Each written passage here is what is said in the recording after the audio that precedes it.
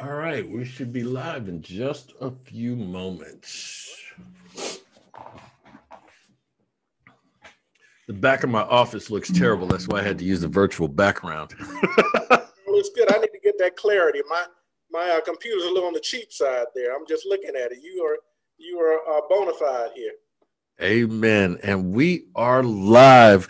I hope and pray that everybody is doing well today on this. What is today? Today is the 12th day of January 2021. I want to welcome you to this episode of In Your Lane. I'm your host, Richard Lane. Got a great show lined up for you today. We're going to be talking to my brother and dear friend, Dr. Selwynn Howard, who is on the front lines of this pandemic. We're going to talk to him from a very rudimentary level, if you will. I want to talk to him as, because I'm not the smartest, I'm not the sharpest knife in the box, and you got to explain it to me like I'm a 5-year-old. So we're going to be talking with him today about the effects of the COVID vaccine, or whether you should get the vaccine or not, especially as it relates to the African American community. I have known Dr. Howard since August of 1983. We matriculated together at Morehouse College. He is the president and CEO of At Your Service Anesthesia, LLC. He's a board-certified, ACLS certified anesthesiologist who completed an anesthesiology residency at George Washington University Medical Center in Washington, D.C. He also served on staff at GW as an adjunct assistant professor. Prior to that, he received his Bachelor of Science degree in biology at Morehouse College in Atlanta, Georgia, and a medical degree from Howard University. Trader. He went from a Morehouse Tiger to a Howard Bison. How does that work? And then he served as a lieutenant commander in the United States Navy. Well, I was in the real armed forces, the Army, so we won't hold that against him. But over the last 20 years, he has been providing an anesthesia for a variety of specialties at Piedmont Rockdale Hospital in Conyers, Georgia. He is a proud member of Kappa Alpha Psi fraternity, and a true veteran and a true American patriot and a true American hero, because he is on the front lines of this pandemic. Dr. Howard, how are you, sir? Welcome in your lane. Yes, I'm doing very well, and thank you for having me on your show. Man, I appreciate it. I saw a program with you and our other classmate, Dr. Joe Salisbury, and it was a very impactful, very informative show. And I, for whatever reason, over the last 2 weeks, I've been feeling this calling to do a series of shows on the vaccine, especially as it relates to the African American community. And I want to get some good, solid professionals on the show, such as you, that could really talk to us from an elementary level, because there's a lot of information out there on the web about COVID, about what the effects are, about, should I get the vaccine? Should I not get the vaccine? So many things out there. And unfortunately, we as lay people, the first thing you do, you have an issue, you Google it. And we have become PhDs of Google University and YouTube seminars. So again, let's start from the basics. And I want to just ask you some basic questions. What is the difference between COVID-19 and the coronavirus? Well, the coronavirus itself is a series of different viruses. COVID-19 is a specific type of coronavirus. They call it COVID-19 because it came in the year of 2019. But you've had several coronaviruses, and some of the coronaviruses are basically some common colds. It's been around for a while. So you've had different viruses. This one is a nasty, aggressive type of virus. So we haven't seen this before, but it's a novel virus. It's new, and we're still learning a lot about it. So coronavirus has been around for a while, but again, COVID-19 is for lack of a better word, a strain of coronavirus. Is that correct? That's correct. So just okay. Like. Okay. A lot of people have been talking about the speed in which this vaccine has come about, and there's a lot of discrepancy about that, or a lot of people are a little on edge about, okay, they came up with it. We can't find a vaccine for cancer. Right. We can't find a vaccine for a lot of other diseases that have been around, but all of a sudden in 8 months, we've got a vaccine for COVID-19. How trustworthy is that? Well, it's very trustworthy because it's been a long haul for the mRNA, messenger RNA vaccine. It's not new. It just seems to be new. But the mRNA itself, research has been going on for that since probably the 1980s. So it's just like different things. Like you hear about helium, and you remember the Hindenburg and how it exploded. Mm-hmm. So there have been some things in life where research was slowed down because you had some issues with how the vaccines were being used. So the biggest issue with the vaccine was it wasn't stable, but also that the messenger RNA itself caused an inflammatory process. There's a lady who I can't think of her name right now who broke that code and made it less inflammatory, and that's why they've been able to move forward. She did research on this probably 8 to 10 years ago. So the people at Pfizer, the people overseas who have joined in with Pfizer, they brought this lady on board, their staff. And so that's why they were able to kind of quickly provide a vaccine, because messenger RNA is basically a sequence of how it copies the DNA without being part of the DNA itself. So they were able to sequence the effects of the COVID strain quickly because they already had their research. They've been doing research on this probably about 10 years or so. Okay. Why is it, in your professional opinion, that the African American community is a little on edge as far as the vaccine is concerned?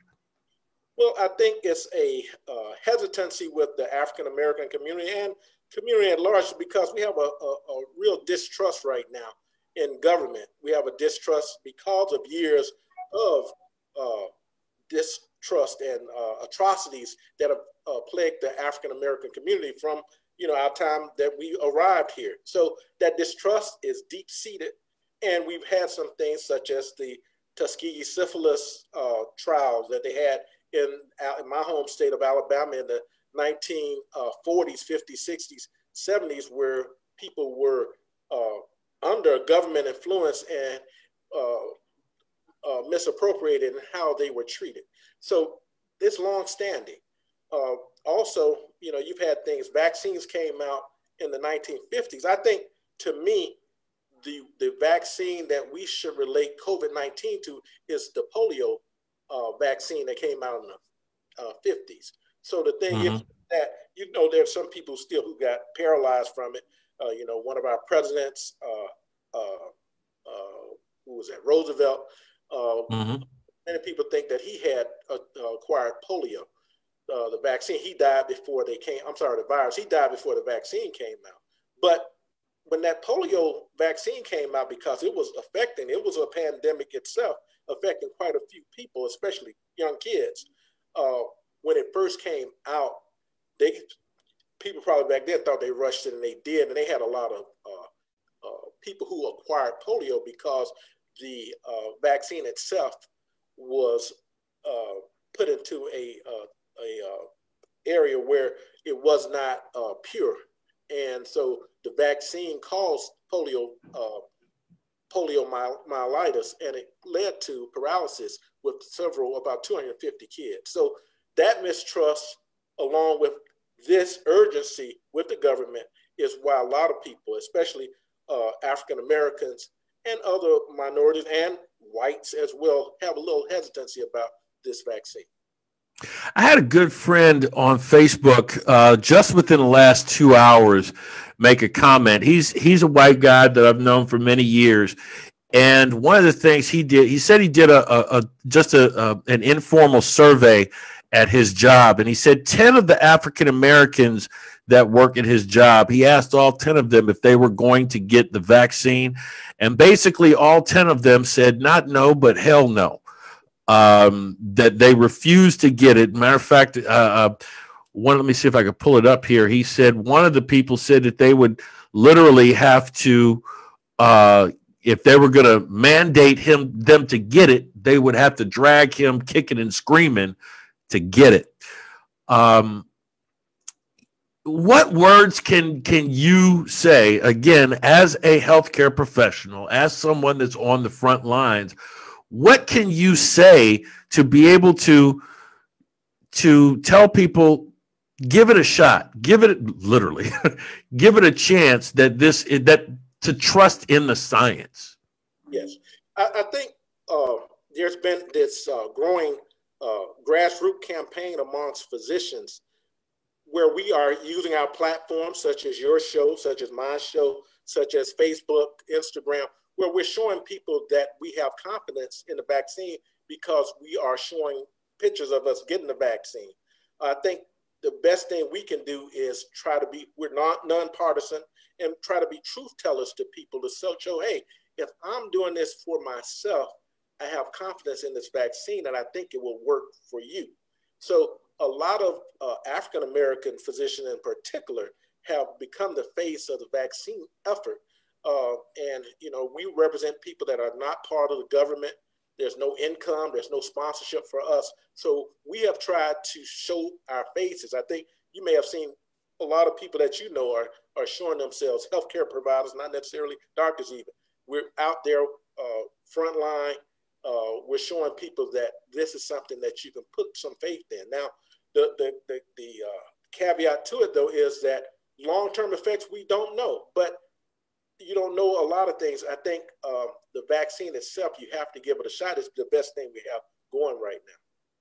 That was my next question, the efficacy of it, and the long-term effects. Again, you just said you're a medical professional. Again, I see on Facebook and on the internet, people are saying, well, I hear that there's infertility problems. I hear that there's going to be sperm problems. Talk to us a little bit about that. Now, in my reading, I must tell you, I'm not a virologist. I'm an anesthesiologist, but I am a doctor and I do love science. I have not come across those particular things. I came across that when we were talking about the polio vaccine. I've seen people mention that because, the polio vaccine is still being administered to a lot of parts, endemic areas in Africa, Asia, and different things. So there's some thought that some of the solution that's in that could cause that, but that hasn't been proven yet either. But there's no evidence with the COVID vaccine, because the COVID vaccine, this is the big thing we must address too. It's not a live virus. That was another question. Yes. Tell me what is a live virus? Usually a live virus, we can go back to that polio vaccine we were talking about.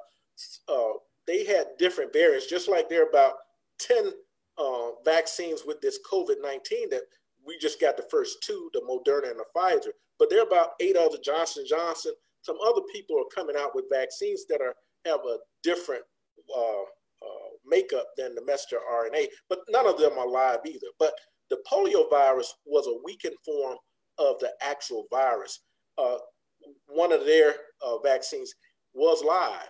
So you can have a live virus, but it's very weakened form, because what we're trying to do with a vaccine is produce, you've heard the term antigens. So the messenger RNA produces proteins which act as antigens. Antigens are pretty much a foreign body to the body. It's foreign. So how do we treat things that are foreign to us? We produce antibodies. So vaccines are trying to produce antibodies that will fight a a virus that will come. So that's the difference.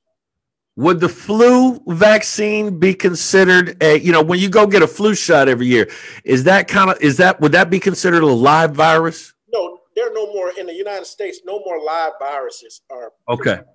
That's usually. Okay.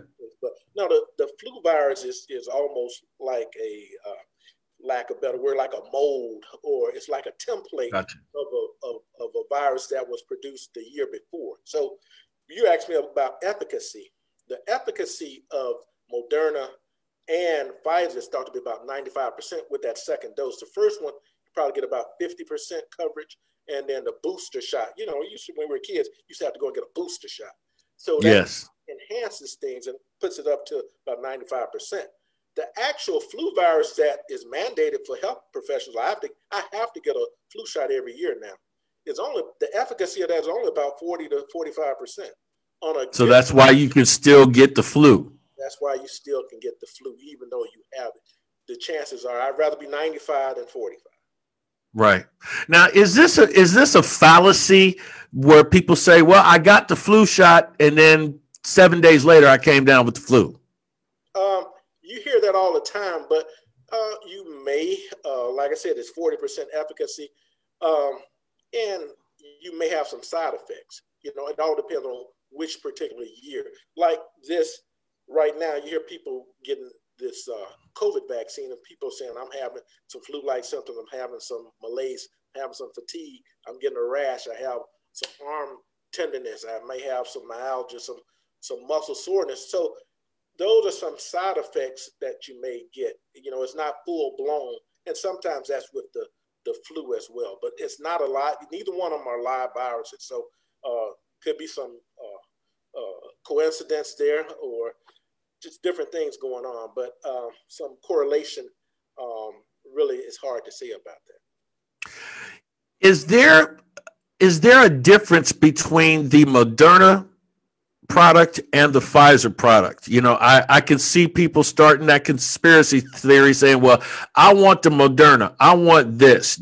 First of all, do you have a choice of which one you can get? And then number two, what do you say to those people that are choosing sides?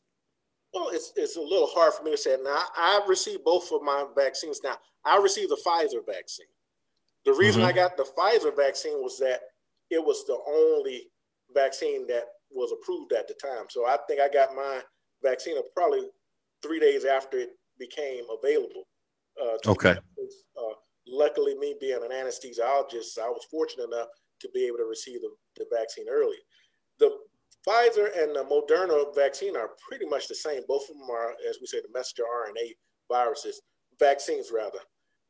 Not too much difference. Some people could tell you a little bit more. I'm not so educated on that to tell you the subtle differences. They may have some subtle differences. The Moderna is American all the way, some NIH backing with that, whereas the Pfizer, you got a little overseas, Germany involved there as well as the United States. But a lot of the sequences are similar, and some of the same people worked on both vaccines. Okay. We've got a question on Facebook. How long does the vaccine last once you are vaccinated? Good question. Whenever somebody says good question, that means they don't really know the answer.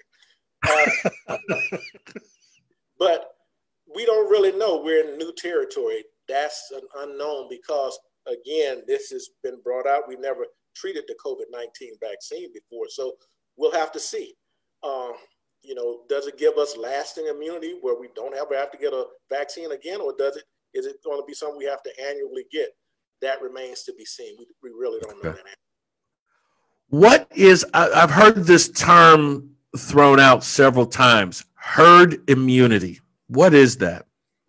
Herd immunity is a percentage, and we're looking at what that is, 70, 80%, where most of the population has either been vaccinated or they've acquired the virus itself, that it no longer causes an effect on new people. It pretty much, we box it out, for lack of a better word. So herd immunity is when the virus is no longer, it has no other people to effect, because life is this is crazy about the environment we live in. Just like people, viruses want to live. So they promote themselves to live by infecting new systems. So once everyone has been vaccinated, once everybody has acquired the disease, there's nowhere for them to go. So they're affected, it leaves. So what are some of the side effects professionally from your, and we're talking to Dr. Selwynn Howard, what are some of the side effects that you are hearing professionally speaking, not these other people on social media? Okay. Yeah, let me throw a slide up for you. I can show you. Please, and I'm giving you permission. Let's see. Can we go to my screen here? And had quite a few things. But let's see a little bit. Dr. Salisbury must be listening because he just texted me. Right. Let's see. We talk about the COVID-19. This is what I think is an issue, especially people who are our age or a little younger. I don't think, if most people are not going to die from COVID-19. Now, there is a percentage of people who will get sick enough, allow them to have coexisting diseases. But, you hear, and this is real, it's called a post-COVID-19 syndrome. And this after somebody who may be symptomatic or asymptomatic, they have these things that linger: fatigue, mentioned shortness of breath, abnormal lung function. It's an inflammatory process, muscle aches, dysautonomia. You may have increasing heart rate and different things that we have no control over. Sleep disturbances. You have memory loss or lack of concentration, heart damage. I don't have it on here, but blood clots as well. Those are some things that can happen from this. And you hear a lot of people talk about this. This is another slide here too. I don't know if people can see it so much. I may have to throw my glasses on to read some of the smaller context here. But gastrointestinal, diarrhea, nausea, vomiting, elevated liver enzymes, neurologic. We talked about the anosmia, which is smell and taste. That you hear that a lot of people lose that. Kidney injury, heart problems, respiratory problems, and then dermatologic things are issues that people can get from that as well. Just since we have the slides on, some different things we can do. We keep referring to this, but mask wearing is still going to be essential even after you get your second dose of the vaccine, because we're saying that it's 95% effective, but we don't know if a person who has been vaccinated, if they were to acquire the disease, are they a spreader or not? So until we figure that out, then you still need to wear your mask. You still need to social distance, hand washes, avoid large gatherings. The thing that we had last week is, that's going to be a spreader. Unfortunately, you've already heard about a few people who acquired COVID from being a part of the massacre, the riots up in DC last week. This is what we need to do as people, including myself, is try to get our houses in order, since we have some time, so we're not out and about, but things we can do to just have a better life and quality of life, weight loss, work on things that will help us. That'll help us with diabetes, hypertension, physically being fit. Moving is a key to long living. Those people that move more, they live longer. Try to get the screening things that you need. A lot of us have been hesitant to have things done, the colonoscopies, seeing your doctors, getting checked, your prostate exam. And this is something that's hard to do because we just have so many things going on right now, but getting your proper rest, that's something that's really your body needs to be recharged. And rest is the best thing we can do for it. And then the last thing, we're talking about being on your show, Richard, medical podcasts like the one I've started. You can find me on Spotify, YouTube, Apple Podcasts, Google Podcasts, Amazon. Just be more informed. Try to read as much as you can from informative people that you trust and things that seem to have more of a backing to it. those are some of the things that I want to talk about with the slides. Just got a couple of more things. This lady here, 100 years ago, people knew about wearing masks to stop the spread of viruses and bacteria. The biggest conduit we have to the environment is our oral nasal passageway. So if you do that, that can really cut back on your chances of acquiring things. Now, I wanted to put this up. I went to a virtual medical seminar this weekend, and we talk about COVID and the age groups it affects. I think this is the Georgia population. This was a Georgia-sponsored anesthesia event. But if you look at this chart here in gold, that's pretty much the percentage of COVID cases, and you see that between 25 and 65, 75, you see a lot of that group is where the percentages come from. But deaths are the elderly, Richard, 55 plus. You see that right there. Right. So if you're 45 and above, you definitely, I think, should get the vaccine. The benefits definitely outweigh the risk. Younger ages, it's a little controversial because of, very little risk of death, but some people do acquire long-term effects, and some people do die even in that age group. Let me ask you this. Has it been your experience, and if so, why is it that Black men really don't like going to the doctor? I mean, it's been my experience from a long time. A lot of Black men we just don't go to the doctor. Why is that? Well, and my thoughts behind it is that we fear the unknown. We don't want to. We'd rather chance it by not finding out. And a lot of us are so busy that we're doing all these different things. We're the head of the households. We're trying to be providers. We're doing all these things that we don't take the time ourselves to take care of ourselves. So that's why you have that spouse, that partner who looks out for you and say, hey, we need to get you where you need to be, because a man is going to do what a man does, what he sees, unless you have a big hump on your shoulder where everybody else can see it. You're not going to have that shit. That's just right. Most Black women, they get a hangnail and go to the doctor, and I don't mean that as a slam. I mean that as a good thing, Definitely need to take care of it. There was someone that asked a question. I think it's already been asked and answered, but I think you covered it, but I want to ask it anyway, because I did promise her I would ask the question. Let me see if I could pull it up again. And I just lost it. Penny, I'm sorry. It was either Penny or Peggy. I apologize that I lost your question. So, as it relates, that was another question that I had. Again, if there's somebody that has my daughter's 27 years old, should I tell her, go get your vaccine? Well, I think it all depends on what's her risk of exposure.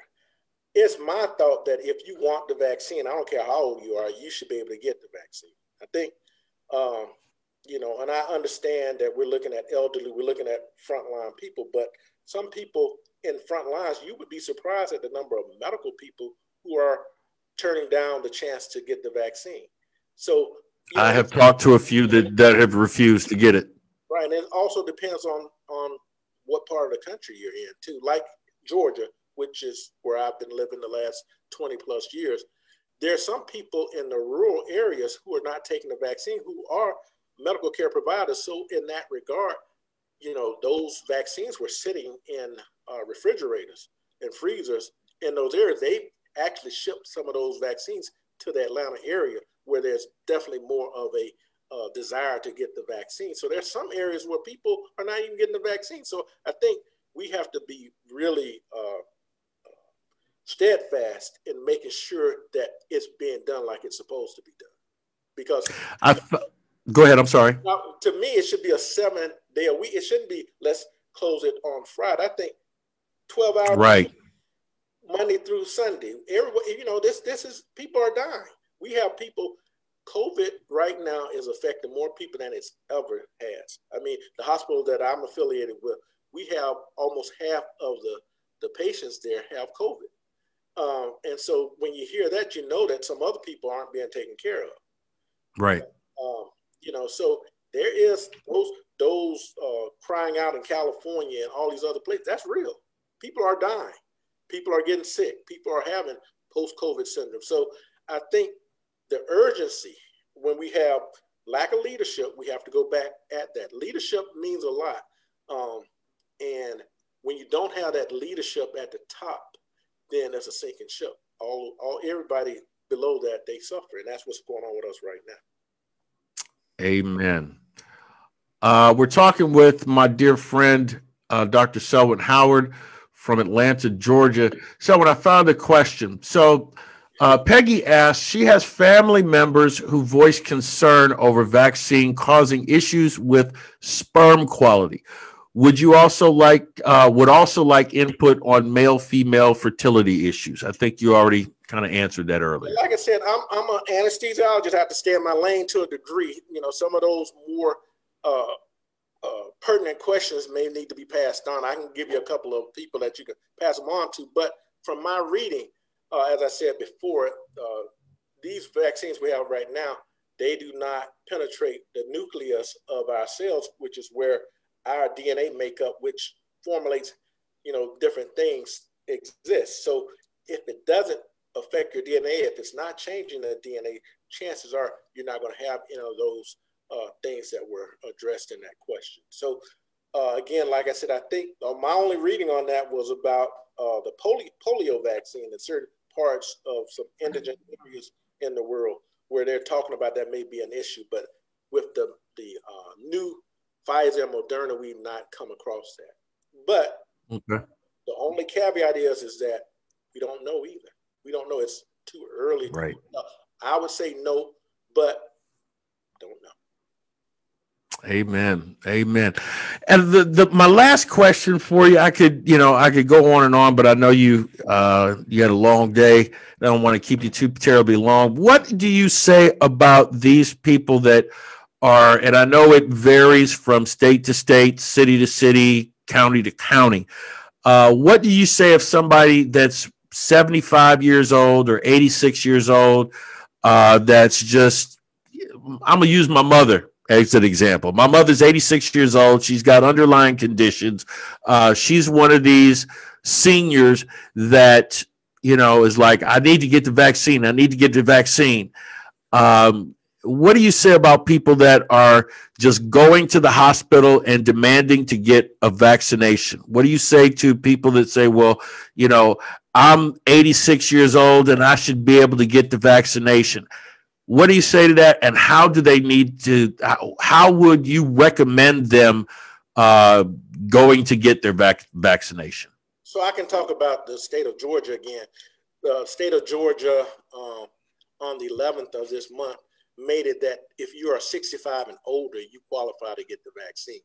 So the best thing that they could do is they could check with their public health clinics in the counties that they live in, and they should have something sign up, probably on the internet. If she's 86, you probably need to help her with that.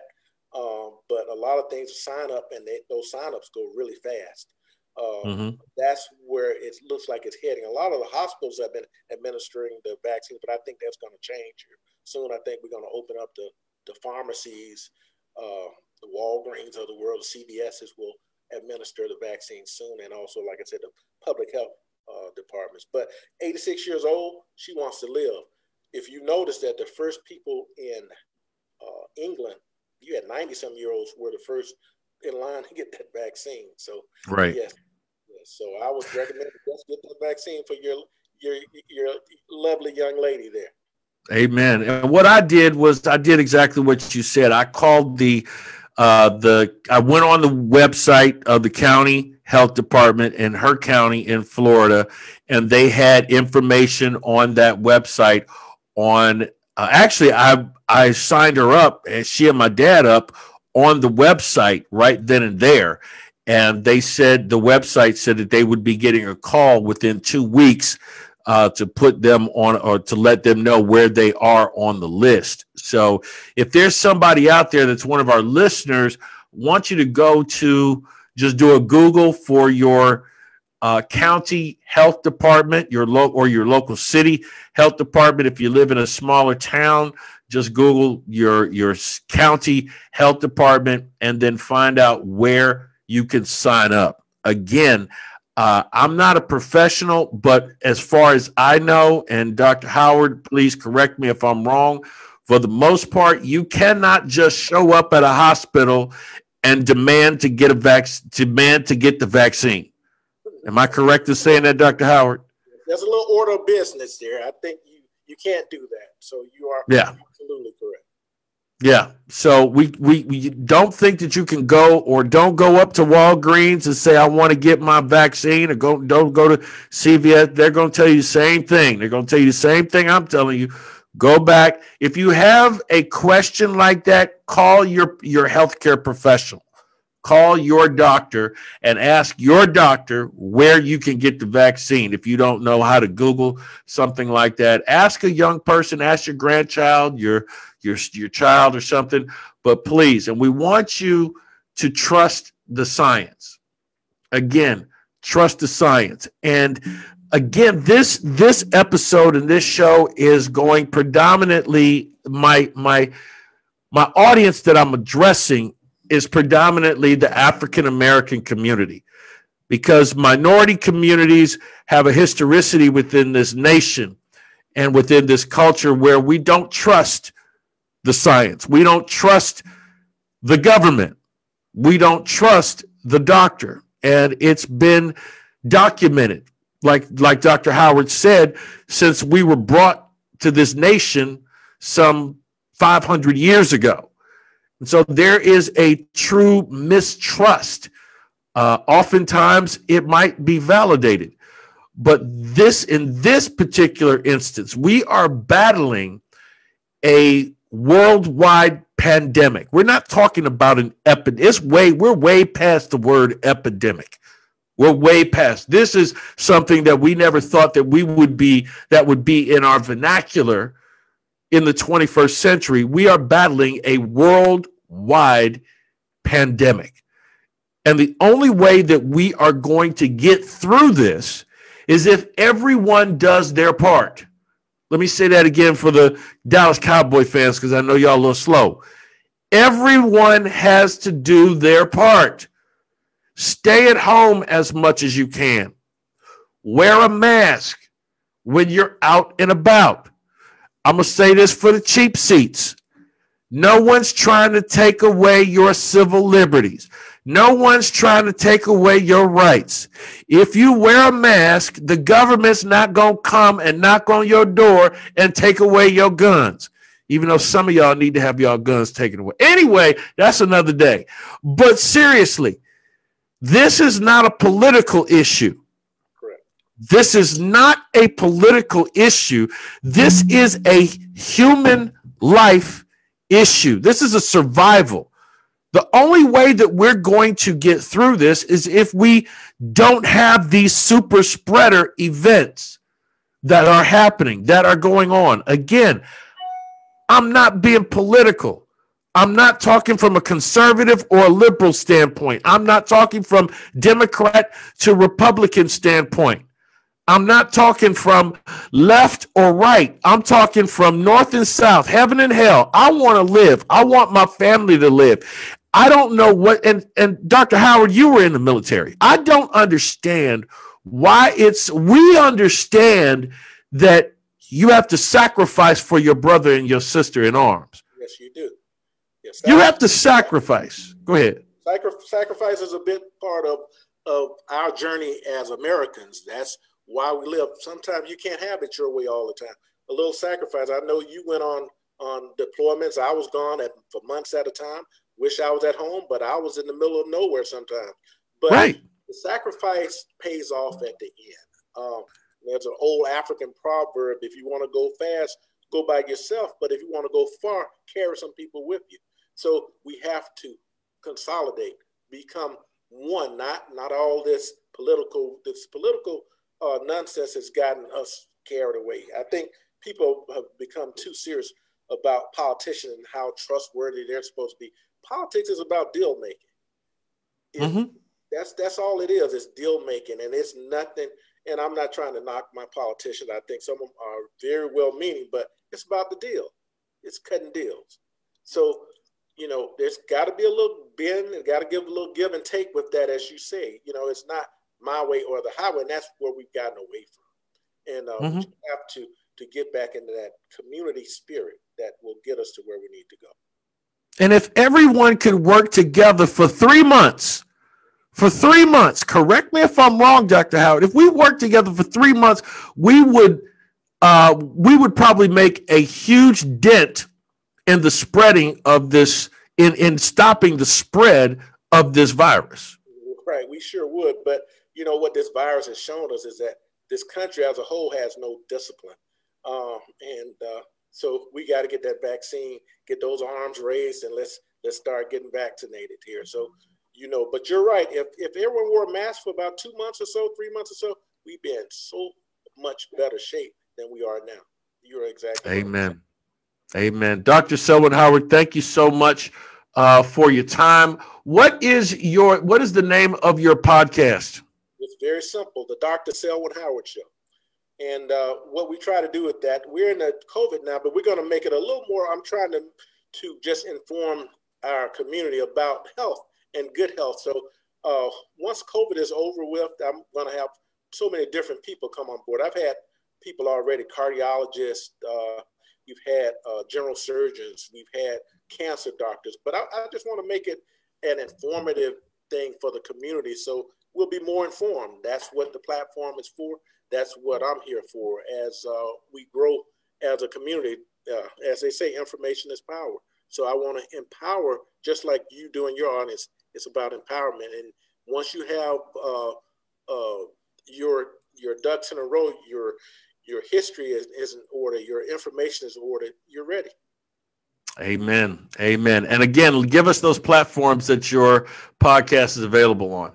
Well, it's a very early platform, but you can find me on YouTube. You can find me on Amazon. You can find me on Apple Podcasts, Google Podcasts. Look me up, the Dr. Selwynn Howard Show, and we have some fun on there too. Most of it has been audio, but we're turning the corner and doing a little visual here too, though. But yeah, check us out. Very informative. We have some really good guests on, and I actually enjoy it. Amen. Amen. Dr. Howard, thank you so much for your time. God bless you. I will keep you and your family in my prayers. And again, thank you so much for being on the front lines. I know that this is a time like no other. And I know that you have seen and witnessed a lot of pain and suffering. But I want to say thank you and thanks to the people that are with you. Please give our love and our prayers to those people as well. And we thank you not only for the doctors, the attending physicians, not only the nurses, nurse practitioners, but do me a favor, Doc, and please, next time you see somebody that's a janitor at a hospital, tell them I said thank you. Next time you see that person that is cleaning up all the mess in that hospital room from a person that just passed away, please tell them thank you for what they do from me and my listeners, because they are important. Yes, will do. And I appreciate you having me on my show, and we will pass those words of encouragement on. Thank you very much.